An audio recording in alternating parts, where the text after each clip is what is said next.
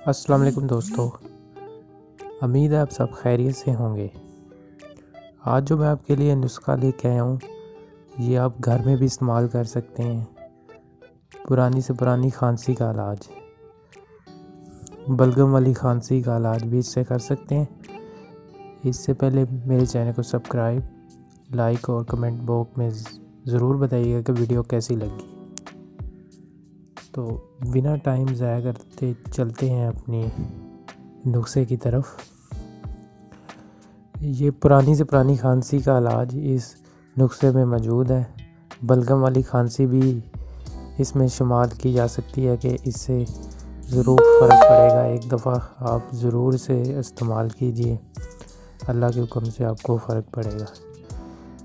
तो सबसे पहले आपने 10 बादाम ले लेने हैं। उसके बाद आपने 10 चुहारे ले लेने हैं और उसके बाद उनको ग्राइंड कर लेना है। दोनों चीज़ों को ग्राइंड करने के बाद 1 चम्मच आपने उसमें हल्दी मिक्स करनी है। 1 चम्मच हल्दी डालने के बाद उसमें 2 चम्मच आपने गुड़ के डाल देने हैं। उसके बाद आपने दो कप पानी ले लेना है।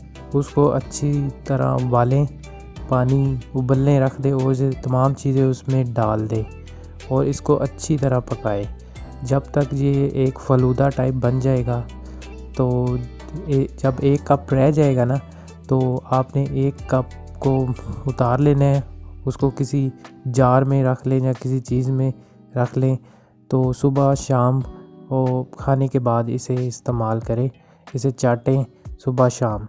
तो इंशाल्लाह आपकी पुरानी से पुरानी खांसी जाती रहेगी। तो उम्मीद है कि आपको ये नुस्खा अच्छा लगा होगा। ये बहुत नुस्खा अच्छा है, तो इसे ज़रूर ट्राई कीजिएगा।